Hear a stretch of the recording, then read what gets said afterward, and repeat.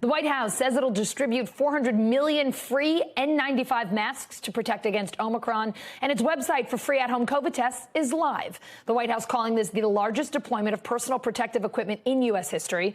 NBC News correspondent Heidi Prisbilla joins me now. So, Heidi, let's start with those free N95 masks. How can people get them?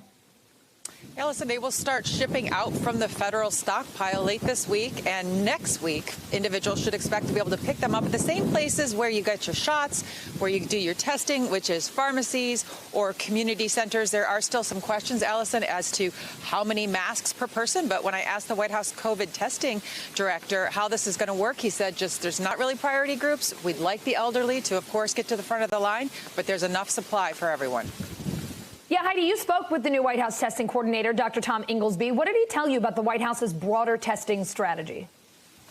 Look, there has been pressure, Allison, since the Trump administration in order to have the federal government play a bigger role in purchasing of equipment, of PPE, of testing, of the vaccines. And finally, they are doing this. Now, I asked him if this was coming too late, too little, too late to stop the Omicron surge. And he said it has not peaked in certain parts of the country. It will help there. And he also, Allison, said that this is really part of a longer-term strategy that we should expect to be living with COVID, unfortunately, for quite some time. And therefore, the federal government is fundamentally changing the role that it's played vis-a-vis the states and its purchasing power. Take a listen. I think we're hopeful that we are going to get through Omicron and get to a better place soon, but we are absolutely preparing for the possibility of additional variants in the future. And so people should have an expectation that we are expanding the market for over-the-counter tests. They will become more and more available, and that we are going to make N95 masks more and more available.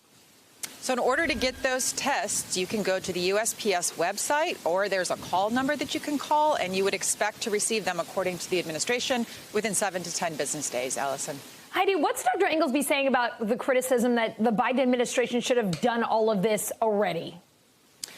That is the criticism, is that we have had from the start really a vaccines-only approach going back to Operation Warp Speed, and that the government hasn't stepped in like it has in, for instance, the European Union. That's due to, one, the strategy, and secondly, just our federalist system in this country, where we've really left it up to the states to compete against each other. But again, the big headline here is that the Biden administration is trying to change that. They are not shutting the door on there being additional installments, much like we've seen, where masks and testing is much more accessible and much cheaper, by the way, in Europe, for instance. Here, we still only have 10 antigen tests that are over the counter.